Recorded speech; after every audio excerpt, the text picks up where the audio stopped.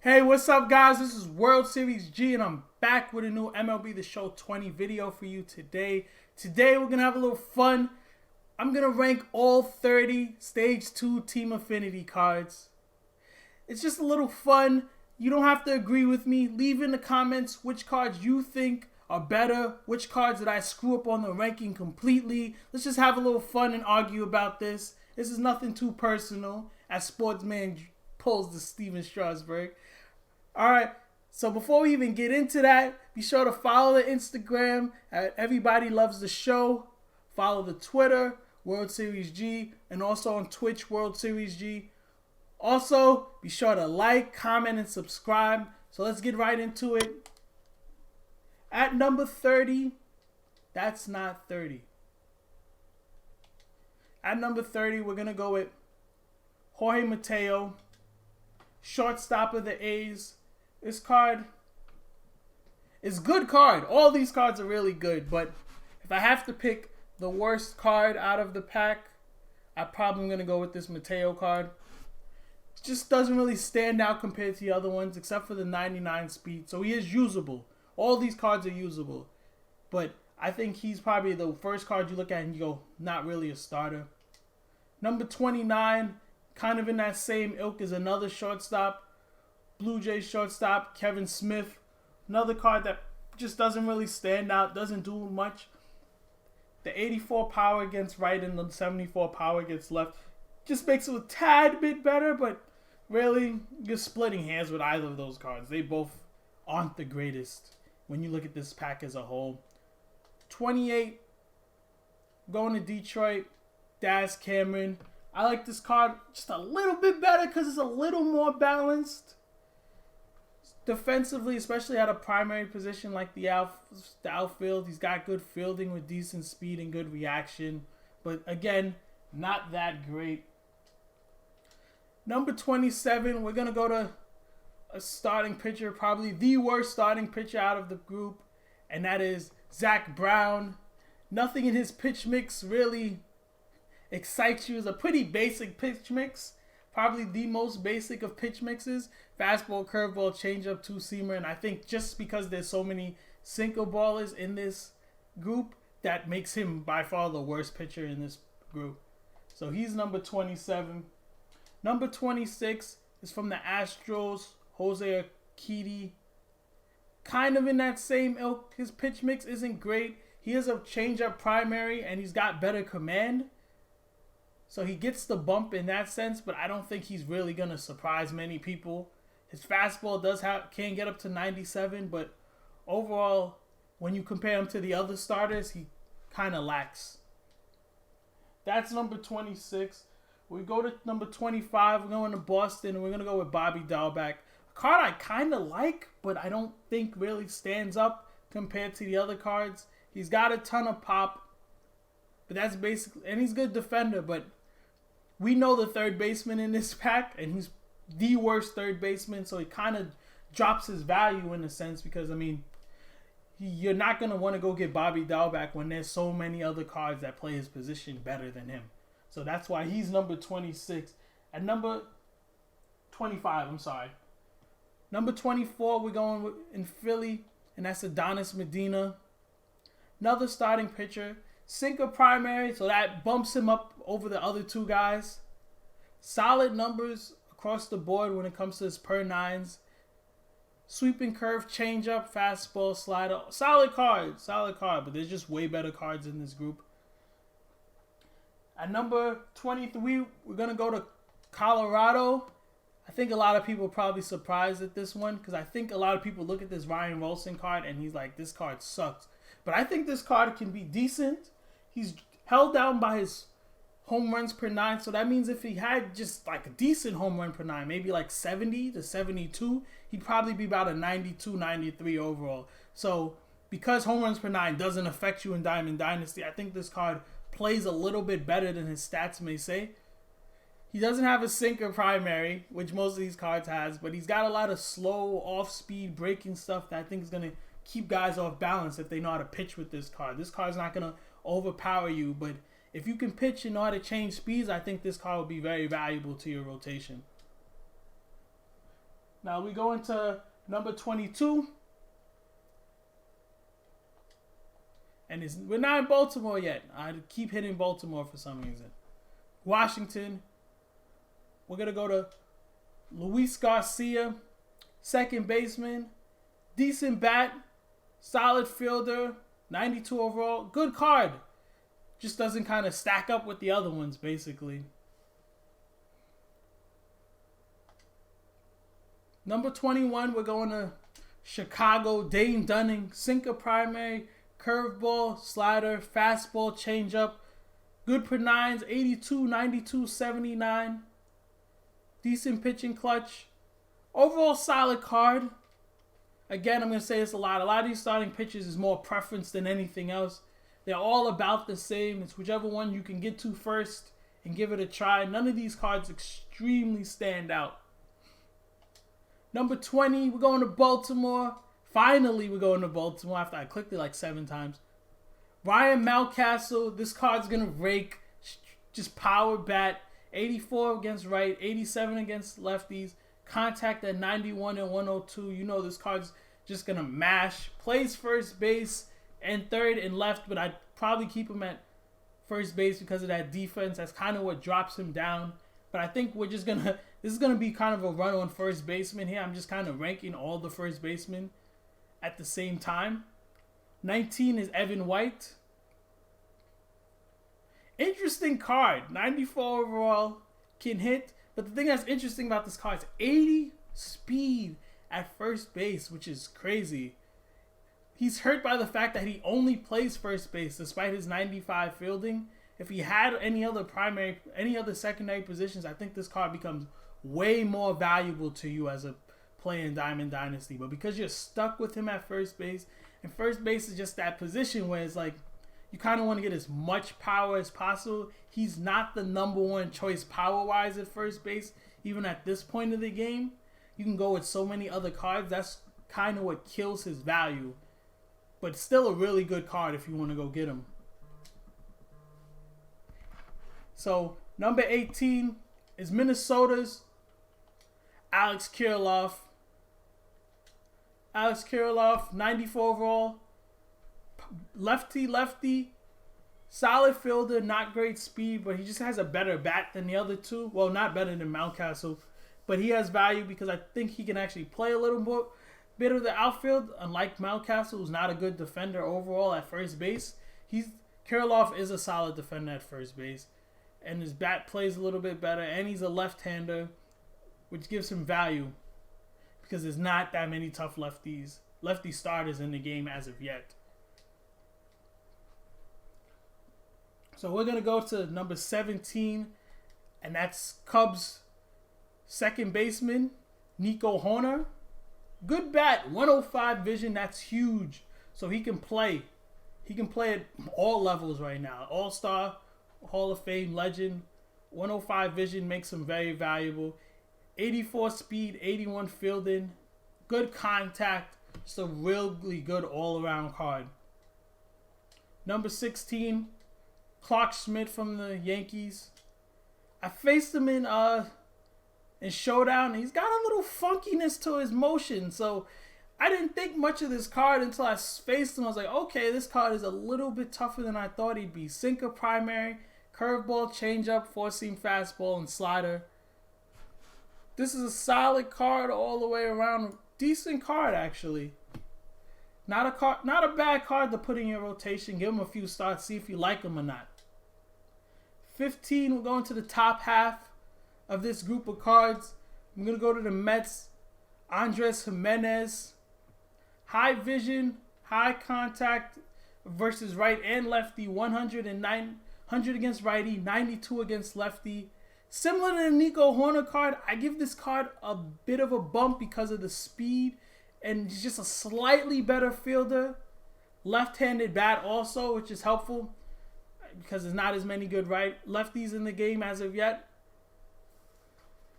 You're kind of splitting hairs between Jimenez and Nico Hoerner. And I might be being a little bit of a homer as a Mets fan by bumping him up, but still a solid card all the way around.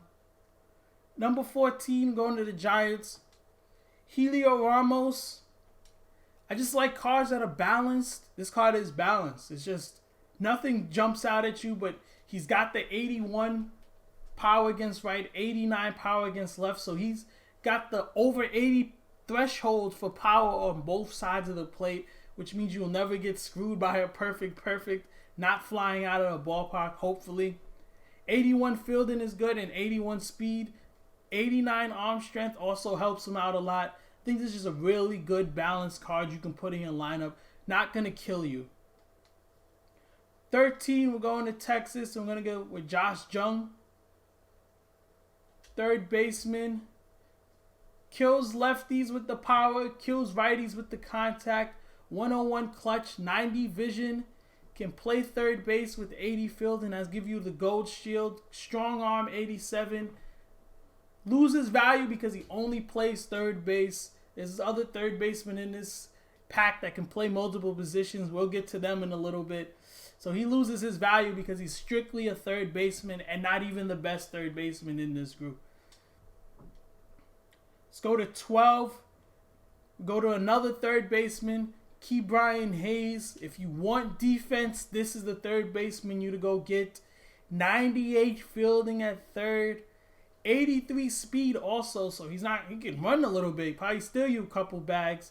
Doesn't have the power of the other third baseman, but he makes up for it defensively. High vision, gonna hit a lot of singles and doubles for you. You're splitting hairs again with him and Josh Jung. I just value the defense just a little bit more and the speed, just a little bit more unique than the other cards. He gets the bump because he's more unique than Jung. Jung is like a lower version in the Gorman and Jones cards. So I give Hayes a little bit more of a bump there. Number 11, Brady Singer.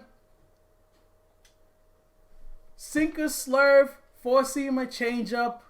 Good pitch mix with the sinker and the slurve. High walks per 9, so he should not get killed by just grooving him down the plate. We'll see how that goes when you use him. I just looked at this card and really liked him. He's got a little funky motion too. Tall and lanky, 6'5". I think he'll be a little bit deceptive against guys and make him tough to hit. Not going to blow guys away, but I think that sinker's going to get a lot of ground balls, and we just know sinkers are tough to hit in this game. So now let's go into our top 10. This is a card I completely forgot about until I had to reevaluate him for this video. Alec Thomas. Good card. Lefty bat. Good contact. High vision. High fielding. High speed. I think this is just a really good all-around card. Not great arm strength. I think you're going to play him a lot in left more than center. But that high reaction and fielding is going to make him really valuable in the outfield. I think this card is just going to have a sweet swing. I like lefty swings in this game. In general, most lefties have really good swings in this game. And I don't think Alex Thomas is going to be any different. So he's number 10. Number 9, a card I've heard a lot about so far already. This Kyle Wright card. 94 overall. Fastball at 96 can get up to 98. That 97 mile an hour range is when it gets kind of iffy as a hitter in this game with the timing window. Slurve at 87, curveball. Still has a sinker that can get up to 96 in the changeup. High per 9s, 93 hits per 9, 96 Ks per 9. I think this card is going to be really good. I've already heard that it's really good, so I gave that a little bump just from the word of mouth. Number 8, we go into Anaheim, and we got Brandon Marsh. 94 overall. Another card that's just solid around the board. If he just had that 80 against lefties, he'd probably be even better. But still, 82 fielding, 90 arm strength, 85 speed, lefty, big center fielder. I think he's also going to be a really good card. So he's in the 8th spot. Number 7, after Brandon Marsh, this is really, I think, just competitive. You could go with any of these cards kind of saying they're the best in the game. They all have their own, well, not best in the game, best out of this Future Stars pack. So at number 7, we're going to go with Taylor Tramel.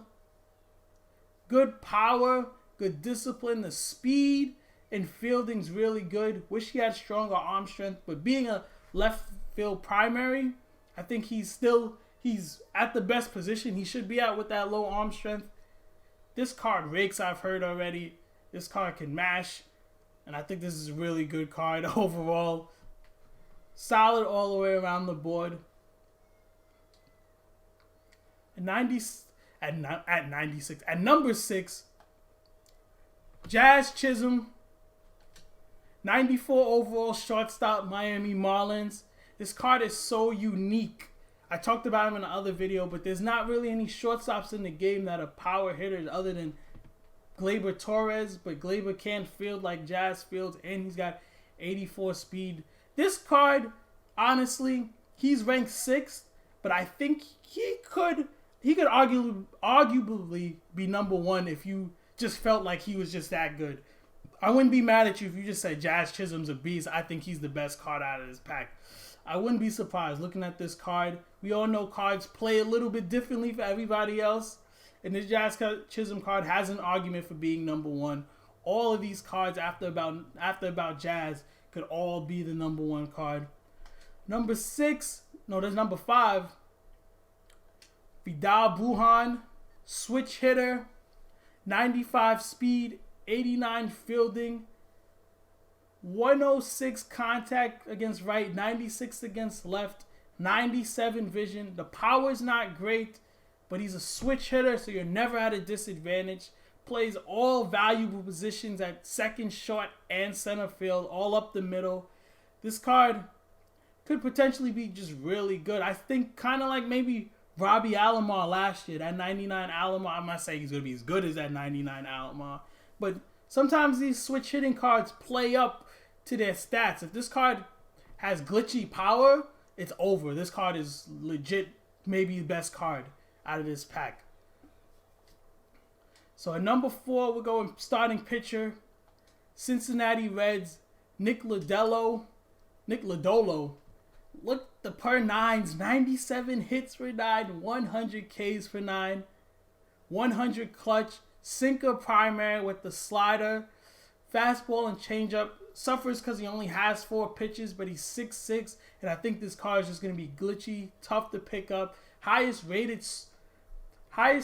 starting pitcher out of this whole group of cards, so I think this card is just going to play. At number 3, a card everyone loves and a card everyone's going to get in their rotation eventually, and that's that Brusdar Graterol card. 93 overall, LA Dodgers, 100 hits per 9, 97 Ks per 9, 99 velocity with the outlier quirk on the sinker. That sinker's going to get up to over 100 miles an hour. That is just going to be ridiculously tough to hit. With the 4-seamer that's already maxed out at 99, so that will get up to over 100.